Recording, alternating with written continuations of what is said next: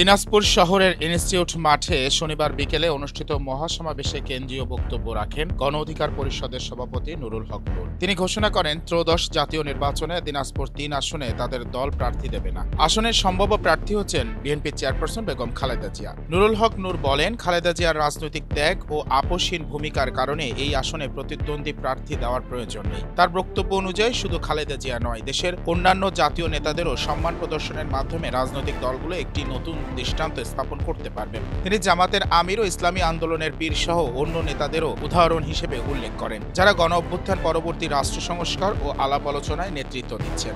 বাংলাদেশের রাজনৈতিক প্রেক্ষাপটে এমন কৌশল নতুন নয়। এটি কেবল নির্বাচনী পদক্ষেপ নয়, বরং এটি সাংস্কৃতিক এবং নৈতিক বার্তা হিসেবে গণমাধ্যমে প্রতিফলিত হবে। দেশের রাজনীতিতে নেতাদের প্রতি সম্মান প্রদর্শনের মাধ্যমে দলগুলো একটি নতুন রাজনৈতিক সংস্কার শুরু করতে চায়। নুরুল হক আরও বলেন, ফেব্রুয়ারিতে নির্বাচন অনুষ্ঠিত হবে।